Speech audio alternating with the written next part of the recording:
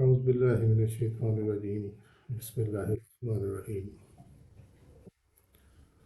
سبحان اللہ والحمد للہ ولا الہ الا اللہ واللہ اکبر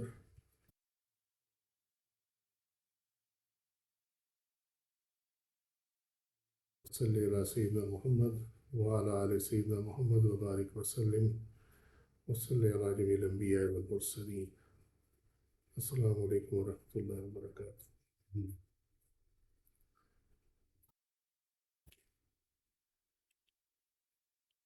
یہ شرح صحیح بخاری شروع کرنے سے پہلے ایک دو سوالوں کے جواب، سوال جو ہے وہ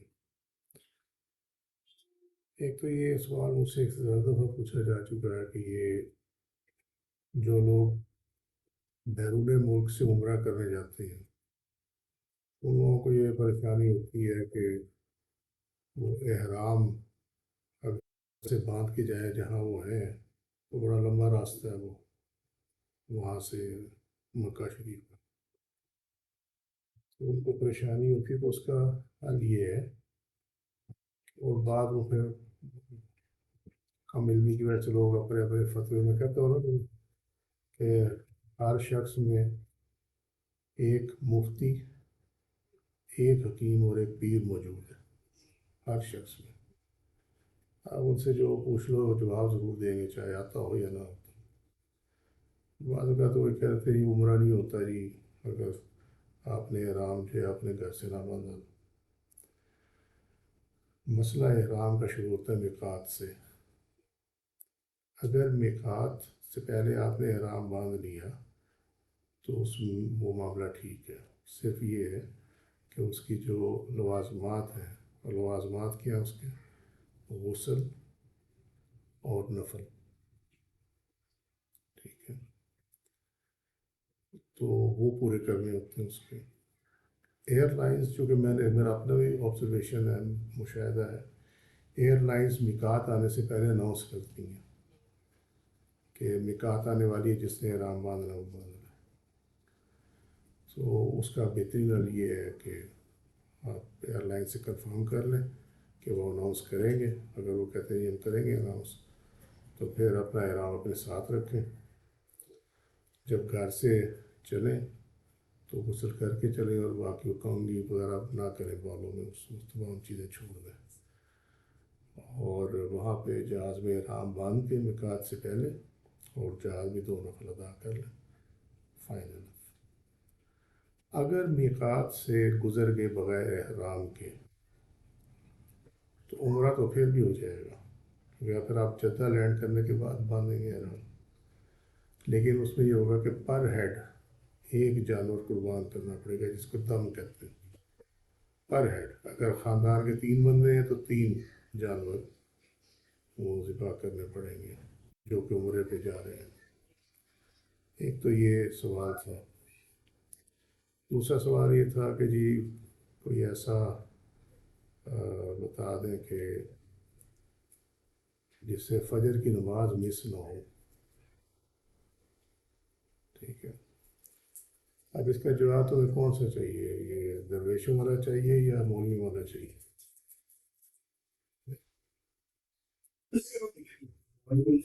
مولوی کے اس سے تو اٹھ ہی نہیں سکے،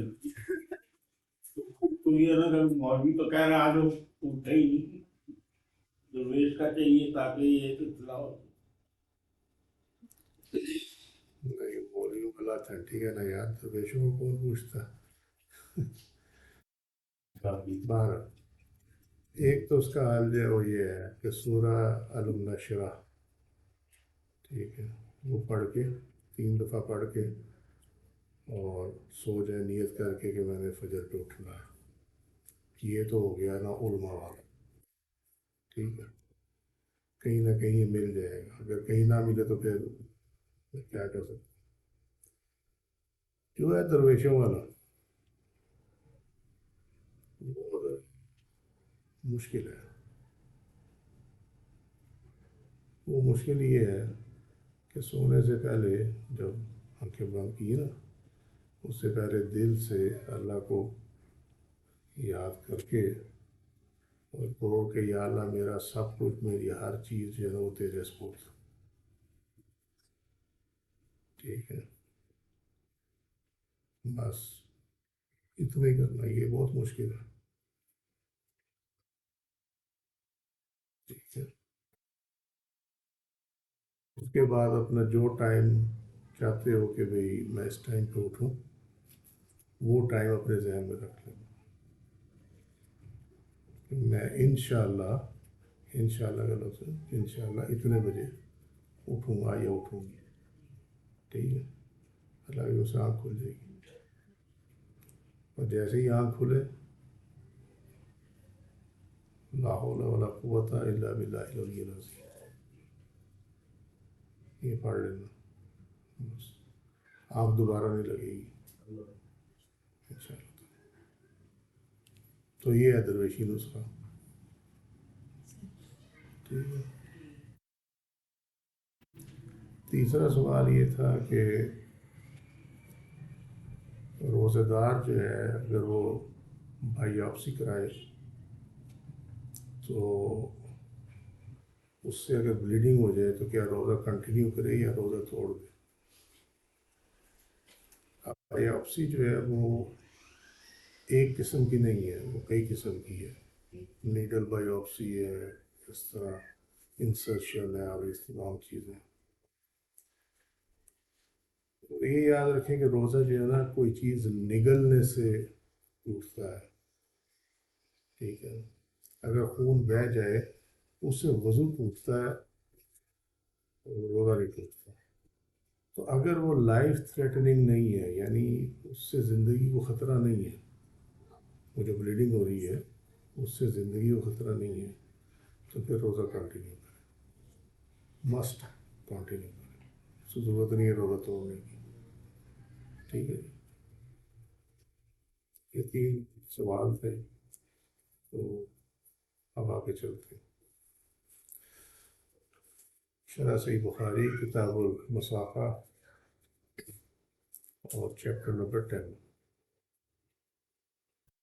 ان صاحب الحوض والقربۃ احق بالماء، جو صاحب حوض ہے اور صاحب مشک جو ہے وہ مشکی نہیں، وہ جو وہ لیدر، ہاں ماشکی والا جو اسے مشک اٹھائی ہوتی ہے، وہ چمڑے کی جو بنی ہوتی ہے، یہ وہ ہے صاحب حوض اور صاحب مشک، اپنے پانی کا زیادہ حقدار ہے۔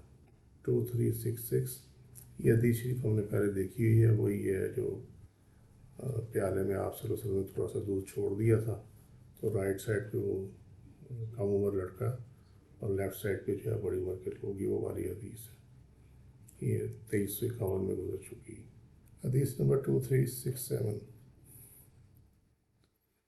عن النبی صلی اللہ علیہ وسلم قال والذی نفسی بیدہ لازونن رجالا عن حوضی، آپ صلی اللہ علیہ وسلم نے فرمایا والذی نفسی بیدہ، اس کی قسم جس کے دست قدرت میری جان ہے، ٹھیک ہے جی، لا یہ تاکید کے لیے یقیناً یہ والا، ٹھیک ہے، آزودن رجالا عن حوضی، کہ میں اپنے حوض سے، حوضی مائے حوض، ٹھیک ہے، مائے پونڈ، کہ اپنے حوض سے لوگوں کو دور ہٹا دوں گا، ٹھیک ہے، کما تزاد الغریبۃ من الابل عن الحوض، جس طرح ہنکایا جاتا ہے الغریبۃ من الابل، اجنبی اونٹ کو، عن الحوض، حوض سے، ٹھیک ہے۔ تو یہ وہ لوگ ہوں گے جو کہ مرتد ہو گئے تھے، جن کو ہنکایا جائے گا، ٹھیک ہے۔ اب امام بخاری نے اس کو یہاں لیا ہے کہ صاحب حوض جو ہے وہ اپنے پانی کا زیادہ حقدار ہے، ٹھیک ہے، اس کی جو انہوں نے اس کو جو جسٹیفائی کیا ہے وہ اس حدیث شریف سے کیا ہے، ایک پہلے وہ جو گزر گئی ہے اور ایک یہ والی.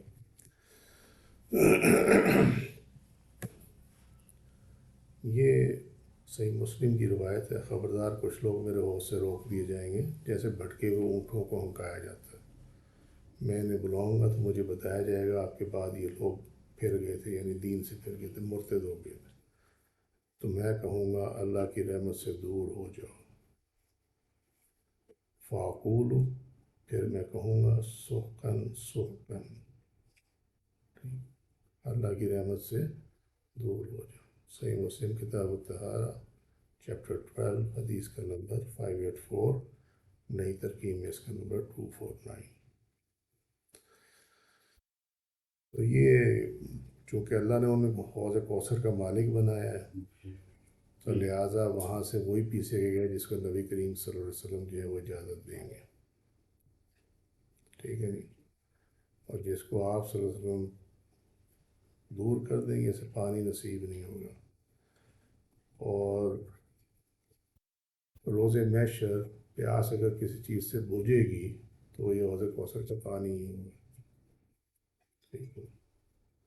تو لہٰذا اسی طرح دنیا میں جو پانی کے ذرائع کا مالک ہے اس کے اختیار ہے، جس کو چاہے پانی دے یا جس کو چاہے پانی نہ دے. لیکن جو قدرتی ہیں چشمے ان پہ اختیار نہیں ہے کسی کی، وہ سب کے لیے یکساں. یاد رکھنا وہ اللہ کا اثر.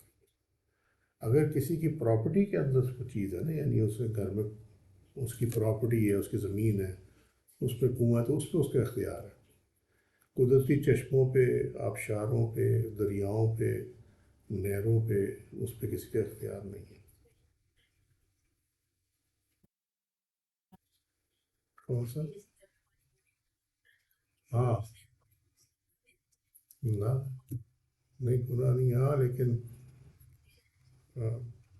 بہتر تو یہی ہے کہ کسی کی ضرورت پوری کر دی جائے. اگر آپ کی ضرورت پوری ہو چکی ہے تو آپ کسی کی دوسرے کی کر دیں پوری، اس کا بڑا اجر و ثواب ہے.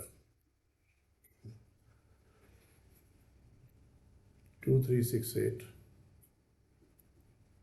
یہ حدیث شریف ہے جو ہم نے پہلے بھی دیکھی ہوئی ہے، حضرت اسماعیل علیہ السلام اور بیوی ہاجرہ کی. وہ جب آب زمزم جہاں سے نکلتا ہے، ٹھیک ہے، زمزم کا جو چشمہ ہے وہ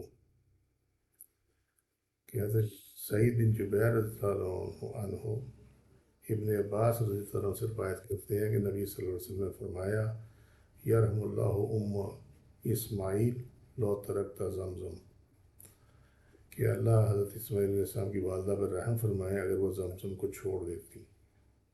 او کالا، یا فرمایا لو لم تغرف من الماء لکانت عینا معینا واقبلا جرہم، یا یہ فرمایا کہ اگر پانی سے چلو نہ بھرتی تو یہ ایک بہتا ہوا چشمہ ہوتا. عینا معینا، ٹھیک ہے. عین کہتے ہیں چشمے کو، معین کہتے ہیں بہتا ہوا. ٹھیک ہے. لکانت تو ضرور ہوتا. ٹھیک ہے. الماء پانی. لم تغرف، تغرف کہتے ہیں چولو پر پانی بھرنا، چولو پر بھرنا. لو لم تغرف، اگر چولو بھر من الماء پانی نہ بھرتی، لکانت تو ہوتا عینم معینن تو یہ بہتا ہوا چشمہ ہوتا. ٹھیک ہے. واقبلا جرہم، جرہم قبیلہ تھا جو آیا تھا. واقبلا جرہم، اور ان کے پاس ان کے سامنے قبیلہ جرہم آئے. فقالو، تو وہ کہنے لگے اتا زنینا ان ننزل عندکی، کہ کیا آپ ہمیں یہاں رکنے کی اجازت دیتی ہیں. قالت، تو آپ نے فرمایا نام، یس. ٹھیک. ولا حق لکم فی الماء، ولا لیکن نہیں ہوگا حق لکم تمہارا فی الماء پانی میں. قالو، وہ کہنے لگے نام. انہوں نے کہا ٹھیک ہے. ٹھیک ہے، انہوں نے ٹھہرنے کی اجازت دی لیکن انہیں پانی کا مالک نہیں بنایا، مگر اس میں تمہارا حق نہیں ہے، ہم اجازت دیں گے تو لے لینا، اس طرح کی بات. ٹھیک. یہ سب کو اس کی بیک گراؤنڈ پتہ ہے ماشاء اللہ، کوئی اس میں ایکسپلین کرنے کی ضرورت نہیں ہے. ایک روایت میں ہے کہ جبرائیل علیہ السلام کے پر زمین پر لگا، وہاں سے یہ چشمہ نکلا، اور ایک روایت یہ کہ حضرت جبرائیل علیہ السلام کی ایڑی لگی، وہاں سے یہ نکلا. بعض جگہوں میں پڑھایا جاتا ہے کہ حضرت اسماعیل علیہ السلام کی ایڑیوں کے لگنے سے یہ نکلا. ٹھیک ہے، لیکن جو روایات ہیں وہ یہ والی ہیں، دو ہیں یہ روایات، حضرت جبرائیل علیہ السلام کا پر یا ایڑی.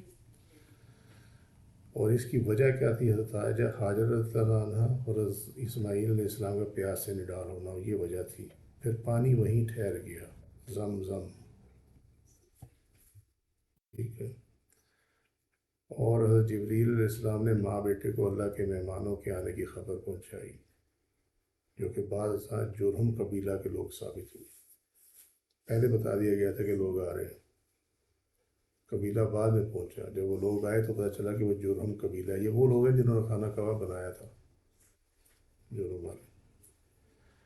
اور حضرت اسماعیل علیہ السلام اور ان کی والدہ نے اس شرط پر قیام کی اجازت دی کہ پانی کی ملکیت انہی کی رہے گی، دونوں کی.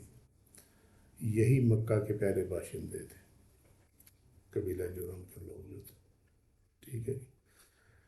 حضرت حاجرہ رضی اللہ عنہ کی وفات کے بعد حضرت اسماعیل علیہ السلام نے جرہم ہی کی الجداد ابنت سعد عملاقی نامی لڑکی سے نکاح کر لیا. ان کی زبان سیکھ لی جو کہ عربی تھی، ان کی عبرانی زبان تھی. ان کی انہوں نے جو عربی سیکھی وہ اپنی بیگم سے سیکھی. ٹھیک ہے. پھر وہ آگے عربی جو ہے وہ کنٹینیو کری. استدلال وہی ہے کہ دنیا میں جو پانی کے ذرائع کا مالک ہے اس کا اختیار ہے، جس کو چاہے پانی دے، جس کو چاہے پانی نہ دے. بٹ ریپیٹڈلی قدرتی جو ہے اس پہ کسی کا اختیار نہیں. اچھا جی، یہ حدیث بھی پہلے گزر چکی ہے کہ اللہ تعالیٰ 3 آدمی سے قیامت کے دن بات نہیں کرے گا. قسم کھا کر سامان بیچنے والا، عصر کے بعد جھوٹی قسم کھا کے کسی مسلمان آدمی کا مال ہضم کر جائے، اور تیسرے جس نے ضرورت سے زائد پانی روک لیا، یعنی نہیں لیا تو اللہ تعالیٰ فرمائے گا کہ آج میں تجھ سے اپنا فضل روک لوں گا. تو یہ کتنی بڑی چیز ہے. جس طرح تو نے اپنی ضرورت سے زائد پانی روک دیا تھا جس کو تو نے پیدا ہی نہیں کیا تھا. یہ بات، یہ وہی دلیل ہے قدرتی، اس پہ کسی کا اختیار نہیں ہے. ٹھیک ہے. اس کی شرح 2358 میں گزر چکی ہے. چیپٹر 11. لا حما الا للہ ولرسولہ صلی اللہ علیہ وسلم. چراگاہ، حما. حدیث نمبر 2370. عن ابن عباس رضی اللہ عنہ ان صاحب بن جثامہ قال ان رسول اللہ صلی اللہ علیہ وسلم قال حما الا للہ ولرسولہ یحییٰ. وقال بلغنا عن النبی صلی اللہ علیہ وسلم حما النقی وان عمر حما الصرف والربذ. انہوں نے بیان کیا کہ رسول اللہ صلی اللہ علیہ وسلم فرمایا کہ چراگاہ مقرر کرنے کا حق صرف اللہ اور اس کے رسول صلی اللہ علیہ وسلم کو ہے.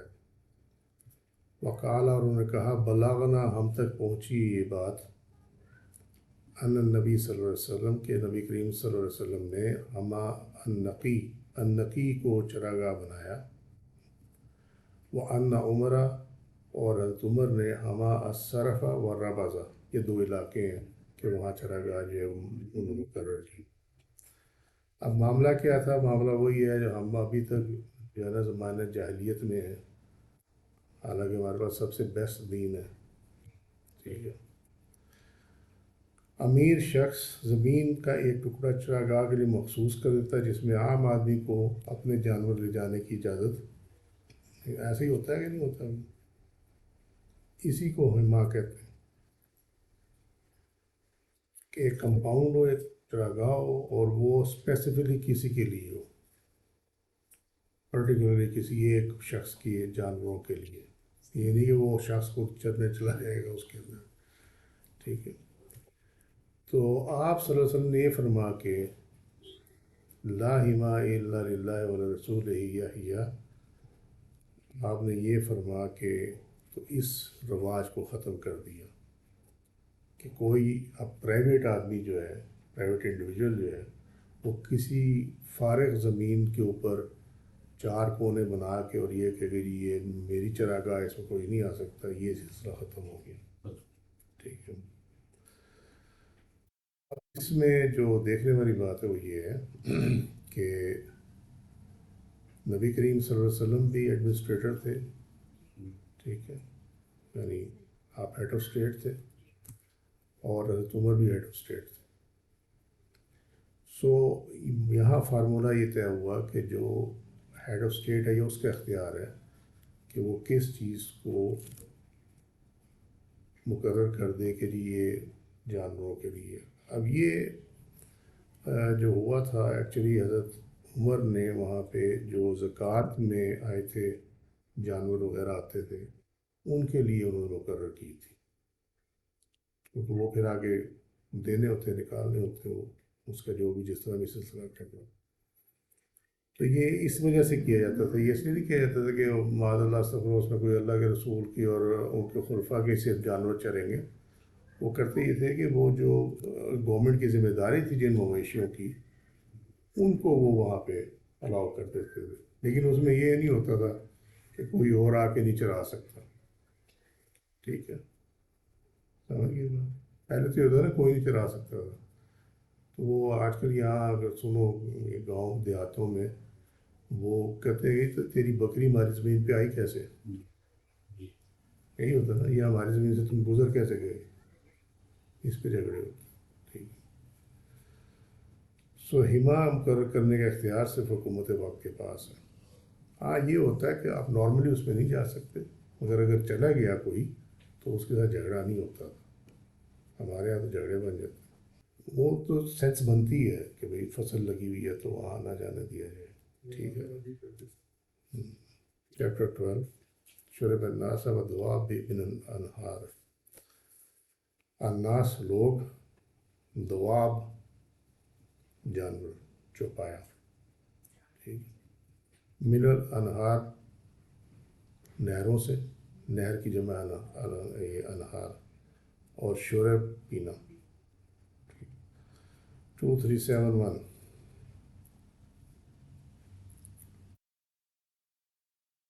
روایت حضرت ابو ہریرہ رضی اللہ عنہ کی ہے کہ رسول اللہ صلی اللہ علیہ وسلم نے فرمایا، گھوڑا ایک شخص کے لیے ثواب کا باعث ہے، اور ایک شخص کے لیے بچاؤ کا ذریعہ ہے، اور کسی کے لیے گناہ کا سبب ہے.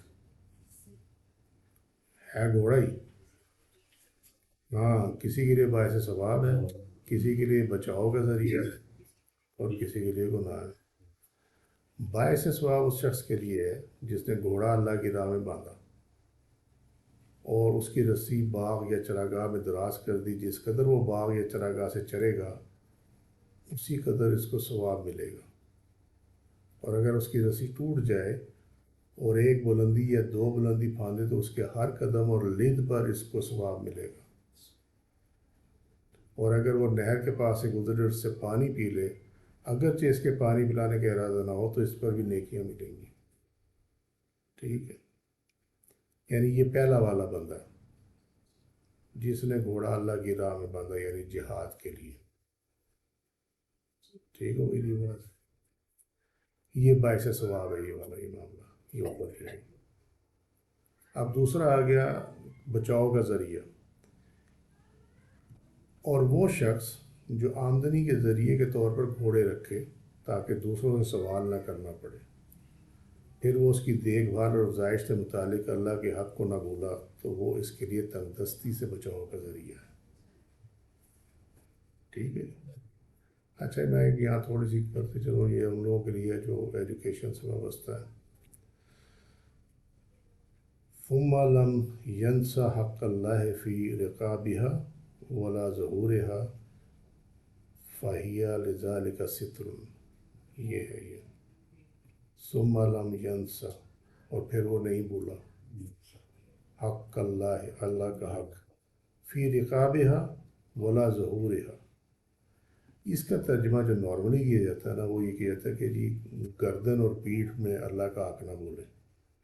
اب اس گردن اور پیٹھ میں اللہ کا حق اس کا کوئی سینس نہیں بنتی. ایک نے عمران تو صحیح صاحب نے سے ترجمہ کیا کہ سواری میں اور پیٹھ میں اس کا حق نہ بولے. ٹھیک ہے، مگر ایکچولی یہ رکاب جو ہے یہاں پہ وہ یہ ہے دیکھ بھال. اور ظہور کا ایک مطلب ہوتا ہے، ایک تو ہوتا ہے پیٹھ، ایک ہوتا ہے ظاہر ہونا، اور ایک اس کا مطلب ہوتا ہے یہ والا افزائش، کسی چیز کا بڑھنا، کسی چیز کا بڑھنا. تو اس میں دیکھ بھال میں اور افزائش میں اللہ کا حق نہ بولے. سمجھے؟ آپ کو سینس بنتی ہے اس کی؟ دیکھ بھال اور نسل ہوتا ہے. پیٹھ اور گردن میں اس کی کوئی سینس نہیں بنتی. ٹھیک، تو یہ سمجھانا اس لیے ضروری تھا کہ لازمی نہیں ہے کہ جو ترجمہ آپ کے سامنے ہے وہ ٹھیک ہی ہو. You have to make a sense out of the sentence, reading sentence کہ اس کی سینس کیا ہے. رکاب، یہ اس کے معنی جو ہے وہ چینج ہو جاتے ہیں. اگر را کے اوپر زبر چلی گئی، ٹھیک ہے، فتح چلی گئی تو معنی چینج ہو جائے گا. یہ رکاب ہے. رکاب جو ہے وہ آتا دیکھ بھال میں، نگہبانی، نگہداشت، اس کے معنوں میں آتا.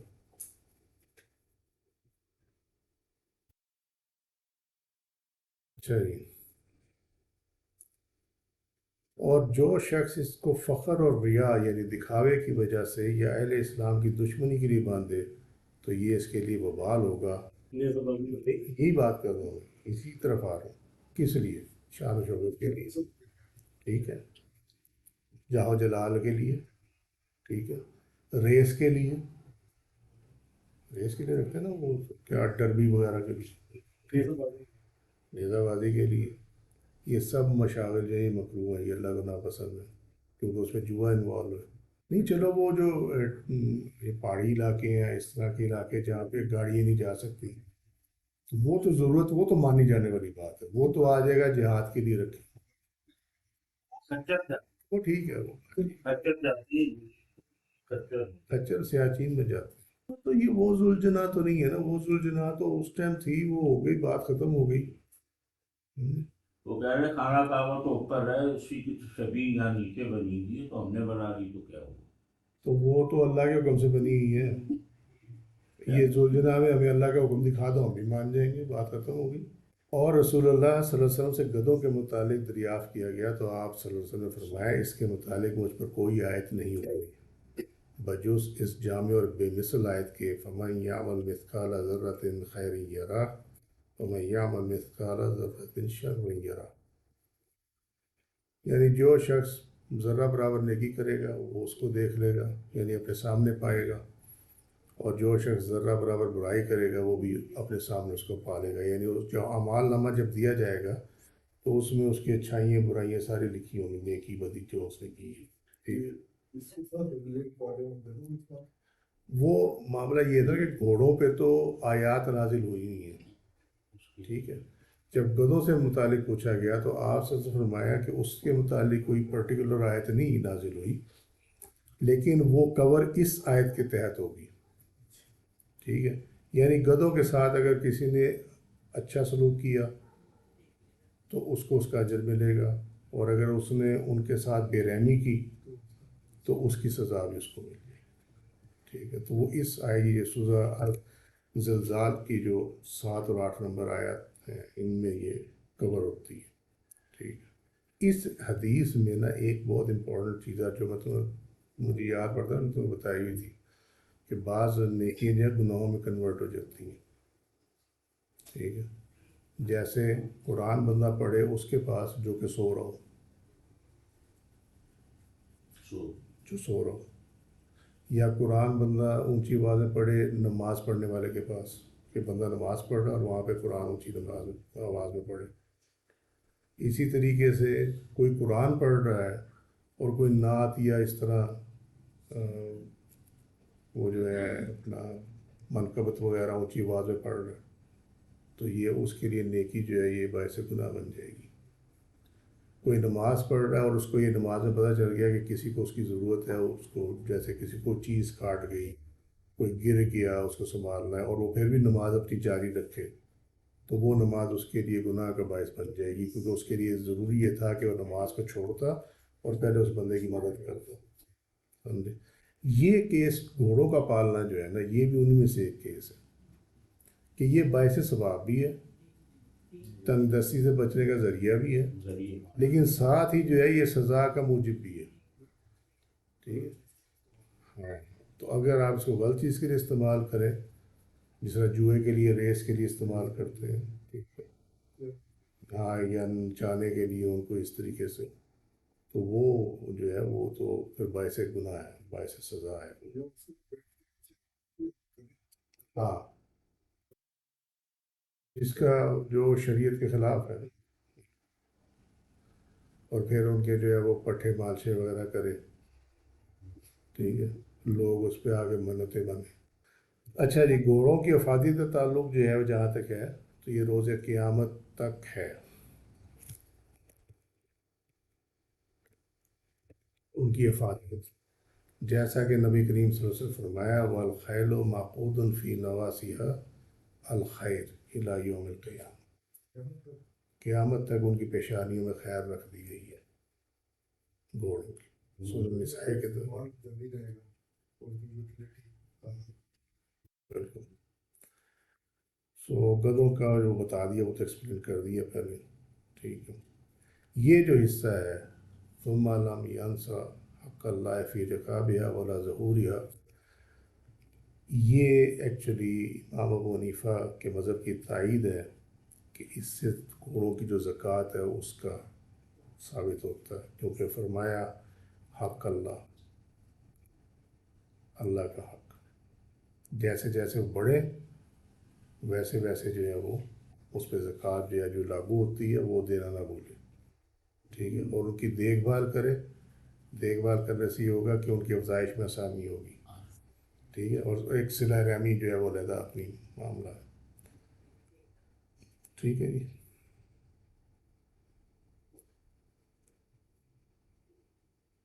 2372 یہ ایکچولی حدیث شریف ریلیٹ کرتی ہے لقطہ سے، جو گری ہوئی چیز ہوتی ہے راہ میں جو مل جائے، یہ ایکچولی اس سے ریلیٹ کرتی ہے، لیکن یہ یہاں پانی پہ پہنچ جانے کا ذکر ہے تو انہوں نے اس کو یہاں اس میں امام بخاری نے اس میں ڈال دیا۔ ایک شخص رسول اللہ صلی اللہ علیہ وسلم کی خدمت میں حاضر ہوا اور آپ سے گری پڑی چیز کے متعلق پوچھا، اللقطہ، یہ آپ صلی اللہ علیہ وسلم نے فرمایا اس کی تھیلی اور اس کے سربند کو پہچان لو، پھر اس کو ایک سال تک مشتہر کرو، اگر اس کا مالک آ جائے تو خیر، ورنہ تمہیں اختیار ہوگا، جو چاہو کرو، اگر پیسے ملے تو، یہاں تو پیسے ملے تو جا کے اگلا جو ہے نا وہ چکن کڑھائی کاٹ دے دیتا، ٹھیک ہے، اور یہ وہ نہیں کرنا وہ والا، یہ مرغی اس کی ہے، 3 دفعہ اعلان تو کر دیا نا، وہ نہیں کرنا، 1 سال کی ہے کہ آپ وہ پیسے جو ہیں وہ 1 سال رکھیں گے اپنے پاس امانتاً، اگر اس کا مالک آ گیا تو آپ اس کو دینے پہ باؤنڈ ہے، نشانی وغیرہ پوچھیں گے جو بھی ہے، اس لیے کہا کہ تھیلی اور اس کے سربند کو پہچان لو، کیونکہ اس ٹائم وہ تھیلیوں میں ہوتے تھے نا، اشرفیوں والی تھیلی ہوتی، اگر 1 سال تک نہیں آتا تو پھر یو کین یوز اٹ، پھر کر اعلان اختیار، مطلب مسجد میں کہہ دیا کہ جی بتا دیں کہ کسی کے اگر پیسے گرے ہیں تو وہ نشانی بتا کر لے جائے یا اخبار میں دے دیں، اس طرح۔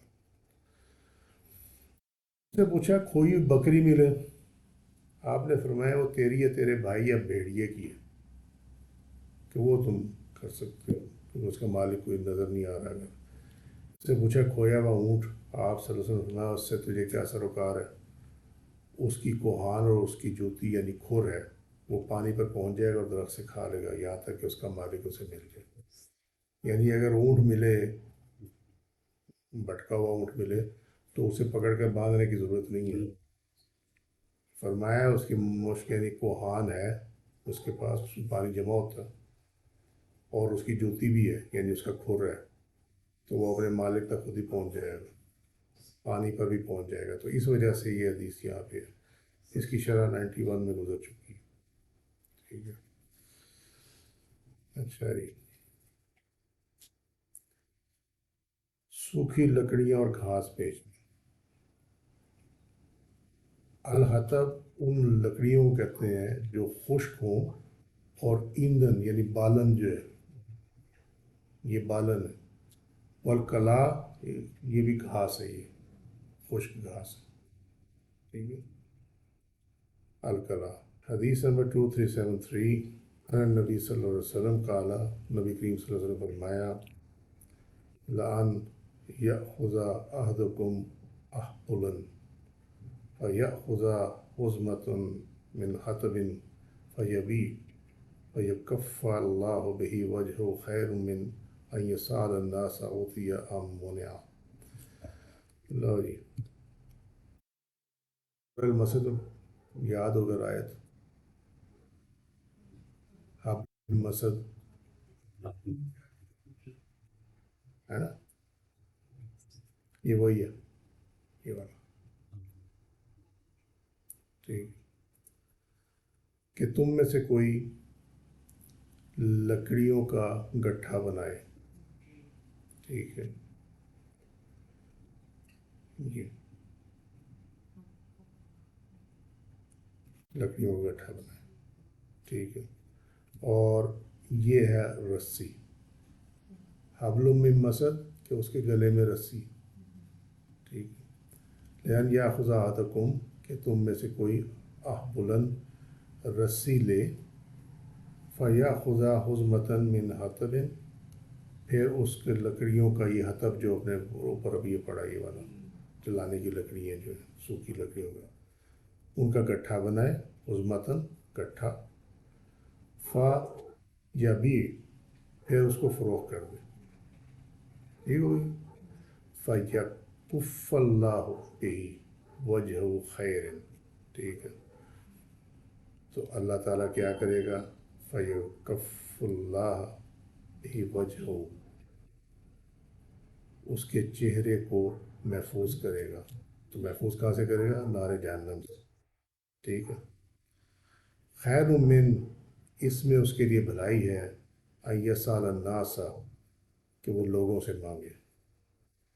اس میں بھلائی ہے یہ کام کرنے میں بھلائی ہے بجائے اس کے کہ وہ لوگوں سے مانگے. اوتی ام منع کوئی اس کو دے دے یا کوئی اس کو انکار کر دے. ٹھیک ہے جی. یہ 1471 میں گزر چکی ہے. اور اس میں بھی وہی ہے کہ جس طرح قدرتی پانی کے ذرائع پر ہر ایک کا حق ہے اسی طرح قدرتی جنگل سے لکڑیاں اور گھاس کاٹنا بھی ہر ایک کے لیے مباح ہے. ٹھیک ہے. پلس جو پیشہ ور بیکاری ہیں ان کے لیے نار جہنم کی وعید ہے اس کے اندر. اللہ اس سے اس کے چہرے کو جہنم کی آگ سے محفوظ رکھے. سمجھے. ان کے جو پروفیشنل بیکاری ہیں نا ان کی تو کھالو جلے گی پھر چڑھے گی پھر جلے گی پھر چڑھے گی پھر یہ پروسیس ہوگا اور وہ چہرے کی کھال ہوگی. تو اس لیے یہاں پہ یہ جو ہے یہ وجہ ہو کہ اس عمل کے ذریعے اللہ اس کو اس کے چہرے کو جہنم کی آگ سے محفوظ رکھے گا. اور یہ جو آگے ہے نا ان یسأل الناس اعطی ام منع یہ تو ہو گیا نا کہ دے یا انکار کر دے. لیکن اصل چیز یہ ہے کہ ان یسأل الناس لوگوں سے سوال کرے. ٹھیک ہے. تو پیشہ ور بیکاریوں کا یہ ہے کہ چہرہ جلا کرے گا. آپ سمجھے بات.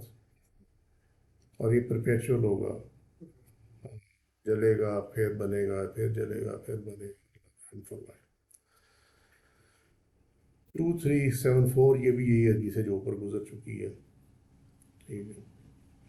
اس میں صرف یہ ہے کہ لکڑیوں کا گٹھا لاد کر لے جانا اعلیٰ ظہر ہی، کہ اپنے پیٹھ پر لاد کر لے جائیں، ٹھیک ہے، بس یہی فرق ہے اس کے اندر۔ 2374 میں گزر چکی ہے وہ جو پہلے اوپر، ٹھیک ہے، آج کے لیے اتنا ہی۔ وعلینا باللہ واللہ رسول والوں کے سواب سبحانک اللہم وبحمدک اشہد ان لا الہ الا انت استغفرک واتوب الیک وظلمت نفسی فاغفر لی فانہ لا یغفر الذنوب الا انت سبحان ربک رب العزۃ عما یصفون وسلام علی المرسلین والحمد للہ رب العالمین۔ السلام علیکم ورحمۃ اللہ وبرکاتہ۔